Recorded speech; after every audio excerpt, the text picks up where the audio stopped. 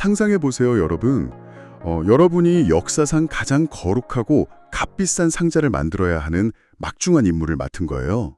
네, 엄청난 부담이겠는데요. 그렇죠. 손에 무려 34kg이나 되는 엄청난 양의 순금이 막 쥐어져 있어요. 근데 누군가 여러분한테 이렇게 명령하는 겁니다. 사람들이 보고 감탄할 화려한 겉면에만큼을 바르는 게 아니라 아, 겉이 아니라요? 네, 뚜껑이 덮이면 영원히 캄캄한 어둠 속에 잠겨버릴 상자.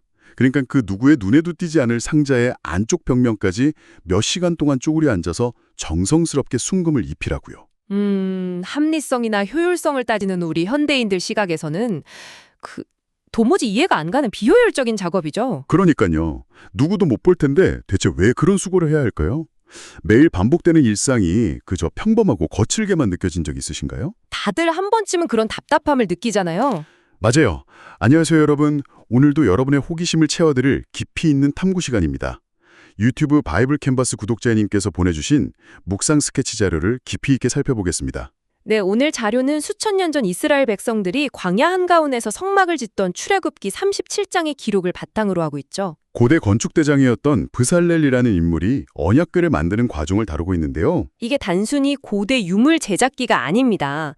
매일 출근하고 이메일을 쓰고 밀린 설거지를 하는 우리의 팍팍한 일상이 어떻게 가장 눈부신 거룩한 공간으로 변할 수 있는지 그 메커니즘을 분석하고 있습니다. 자, 이 내용을 본격적으로 파헤쳐 볼까요? 좋습니다.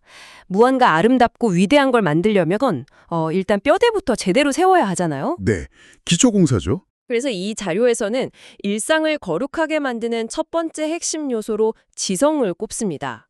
그리고 이 지성은 정확한 설계도와 아주 직결되어 있어요. 출애굽기 37장 1절을 보면 그 설계도 디테일이 진짜 엄청 구체적이더라고요. 부살렐이 조각목으로 궤를 만들었는데 길이가 2규빗 반, 너비가 1규빗 반, 높이가 1규빗 반이다. 이렇게 나오죠. 여기서 규빗이라는 단위의 맥락을 잠깐 짚어보면요. 네네. 고대 세계에서 1규빗은 보통 성인 남성 팔꿈치에서 가운데 손가락 끝까지의 길이, 즉 약 45cm 정도를 의미했습니다. 아, 사람 팔 길이 기준이군요. 맞아요. 그러니까 부살렐이 만든 상자는 대략 길이 112cm에 너비와 높이가 각각 68cm 정도 되는 직육면체였던 셈입니다. 구체적인 수치네요. 근데 여기서 중요한 건 부살렐이 자기 예술적 영감을 앞세운 게 아니라는 점이잖아요. 철저하게 하나님께서 모세에게 명령하신 그 규격과 재료를 세밀하게 따랐다는 점이죠. 근데 사실 저는 자료 읽으면서 약간 의문이 생겼어요. 베이킹을 예로 들어볼게요. 베이킹은 완전 과학이잖아요? 그렇죠. 레시피 무시하고 내 맘대로 막 재료 넣으면 빵 망치죠. 네, 그래서 규칙을 따릅니다. 하지만 잠깐만요. 부살렐은 명색이 당대 최고의 예술가이자 기술자였단 말이에요. 아주 뛰어난 장인이었죠. 예술가라면 자기 상상력을 확 발휘하고 싶지 않았을까요? 여기는 규격을 살짝 비틀어서 예쁜 곡선을 넣어보자 할 수도 있잖아요. 충분히 그럴 법하죠. 이렇게 1cm 오차도 허용 안 하는 엄격한 규칙만 따르게 하는 게 오히려 예술가의 창의성을 막 억누르고 영혼을 갉아먹는 거 아닌가 싶었거든요. 여기서 매력적인 사실은 영적인 텍스트가 말하는 참된 지혜와 현대 사회가 칭송하는 지혜의 개념이 정면으로 충돌한다는 겁니다. 오, 충돌이요. 오늘날 세상은 기존의 틀을 깨고 규칙을 막 파괴하고 내 생각에 무한한 확장을 이뤄내는 걸 창의성이라고 부르잖아요. 맞아요. 이른바 파괴적 혁신. 우리는 그런 사람들을 천재라고 부르죠. 하지만 하나님 앞에서의 지성이란 완전히 다르게 작동합니다. 참된 지혜란 내 자아를 무한히 팽창시키는 게 아니에요. 그럼 뭐죠? 하나님의 뜻과 설계도가 어디 있는지 정확히 분별하고 그 지시하심의 경계 안에 온전히 머무는 것을 의미합니다. 아, 머무는 거예요? 네, 부살렐의 천재성은 설계도를 부수고 나가는 데 쓰인 게 아닙니다. 그 엄격한 설계도를 현실 세계에 가장 완벽하고 아름답게 구현해내는 그 압도적인 섬세함에 쓰인 거죠. 와, 뼈대 자체를 내 맘대로 막 바꾸는 게 창의성이 아니라 주어진 뼈대 안에서 가장 정교한 결과물을 피워내는 거군요. 맞습니다. 성구들이 거룩한 이유는 그 모양이 화려해서가 아니라 하나님의 말씀이라는 경계 안에서 정확하게 구현되었기 때문이죠. 그렇겠네요. 그래서 자료는 청취자 여러분을 향해 아주 날카로운 질문을 던집니다. 지금 여러분이 일상에서 계획하고 고민하는 일들이 개인의 욕망을 채우기 위한 건지 아니면 하나님의 설계도 안에 머물고 있는지 점검해보라는 거죠. 진짜 뜨끔해지는 빛반적 사고네요.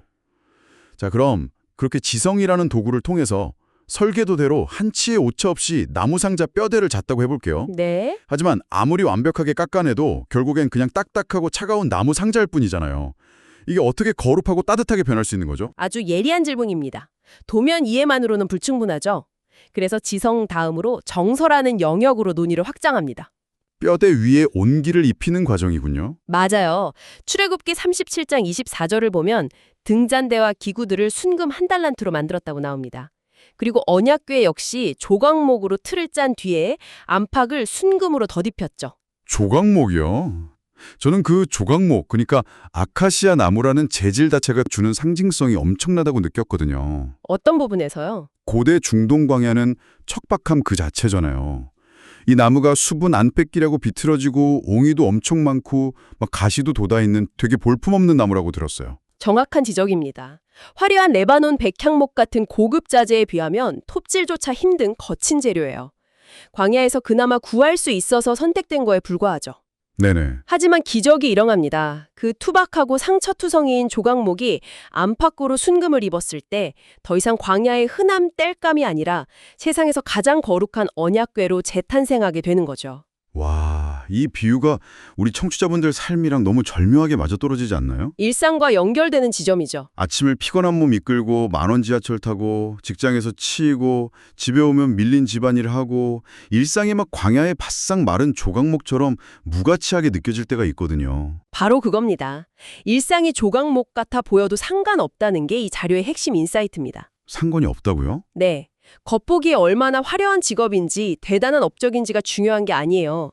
그 투박한 일상 위에 주님의 임재와 사랑이라는 순금이 덧입혀질 때 비로소 거룩한 예배의 도구가 되는 겁니다.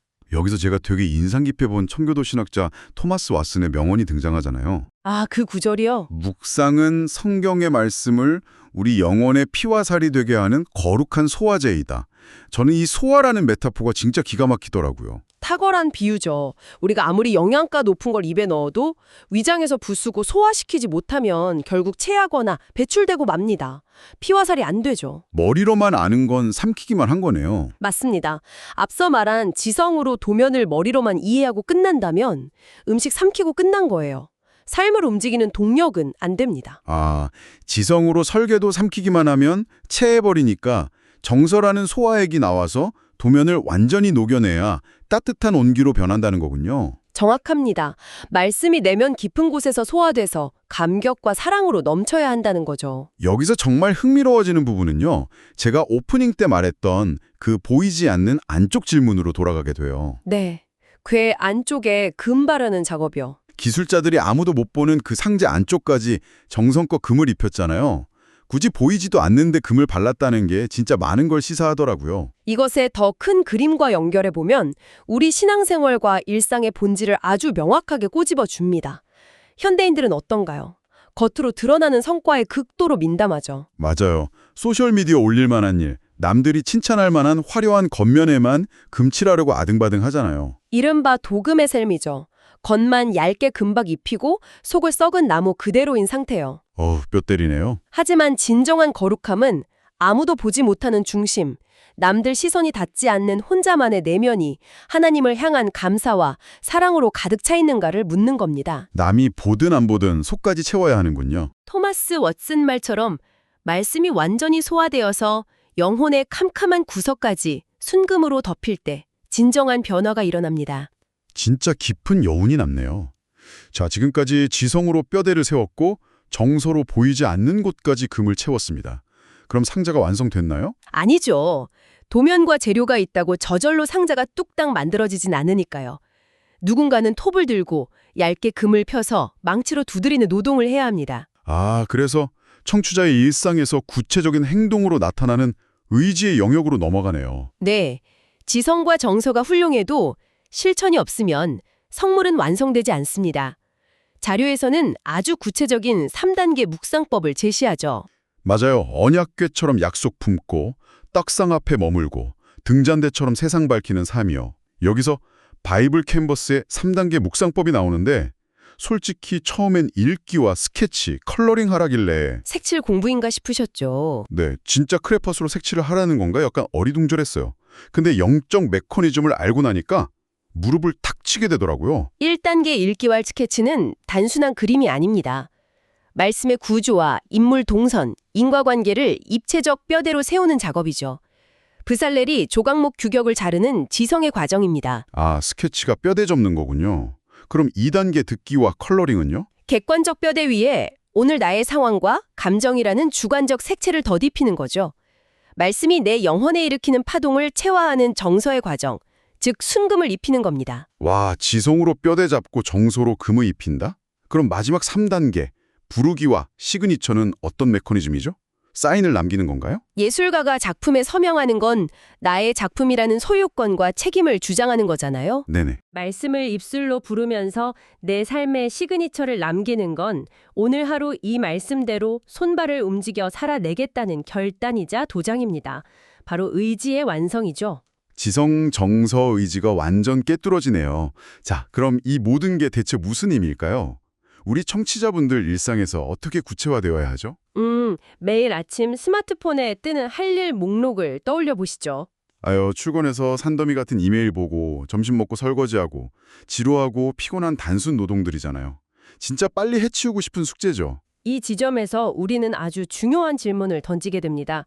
고대 성막에서 언약궤가 놓여있던 지성소는 어떤 곳이었나요? 1년에 단 하루 대제사장 한 명만 들어가는 엄청 두렵고 엄격한 곳이잖아요. 맞습니다. 고대인에게 지성소는 감히 범접 못할 거룩한 공간이었죠. 그런데 이 자료는 놀라운 선언을 합니다. 아무리 하찮은 평범한 일상이라도 하나님 앞에서 정직하고 성실하게 할 일들을 해나간다면 그 행위 자체가 순종의 시간이 된다고요. 세상에, 대단한 업적이나 화려한 무대가 아니라 방구석에서 묵묵히 설거지하고 엑셀 문서 만드는 그 순간조차도요. 네, 내가 하나님의 임재를 의식하며 살아낸다면 바로 그 좁고 평범한 공간이 대제사장만 들어갔던 지성소가 된다는 건가요? 바로 그겁니다. 우리는 늘 화려한 성과에 집착하느라 일상의 소중함을 놓쳐요. 하지만 부살렐이 수천 번 망치질하던 고된 노동을 생각해 보십시오. 아무도 알아주지 않아도 묵묵히 쌓아가는 작은 순종의 조각들, 그 땀방울이 모일 때 결국 삶 전체가 거룩한 처소로 완성되는 겁니다. 와, 오늘 여정을 짧게 되짚어볼까요? 참 많은 걸 나눴습니다. 부살렐이 도면을 철저히 따랐던 지성의 순종, 보이지 않는 안쪽까지 금을 입혔던 정서의 사랑, 그리고 매일의 거친 일상을 거룩한 성소로 빚어내기로 도장 찍는 의시의 실천까지 살펴봤죠. 이 세 가지가 조화될 때 아무리 평범한 일상도 눈부신 정금처럼 빛날 수 있다는 걸 깨달았습니다. 네. 청취자 여러분의 일상이 때로는 광야의 조각목처럼 거칠게 느껴질지라도 머무시는 가정과 직장에 주님의 사랑이라는 순금이 덧입혀지길 바랍니다. 자, 이제 오늘 대화를 마무리하며 여러분이 스스로 곱씹어 보실 만한 질문 하나 남겨드릴게요. 고대 기술자들이 그 나무 상자 안쪽까지 쭈그리고 앉아 금을 입히는데 그토록 많은 시간을 쏟았다면 네. 오늘 여러분의 일상 속에서 타인의 시선과 상관없이 오직 하나님만이 아시는 스스로 조용히 순금으로 덮어야 할 보이지 않는 마음의 공간은 과연 어디일까요? 그 은밀하고 거룩한 내면의 성소를 각자의 평범한 일상 속에서 아름답게 완성해 가시길 진심으로 기대합니다. 여러분, 오늘 저희가 준비한 깊이 있는 탐구는 여기까지입니다. 여러분만의 멋진 거룩한 공간을 채워가는 눈부시게 행복한 하루 보내시길 바랄게요. 함께 해주셔서 감사합니다.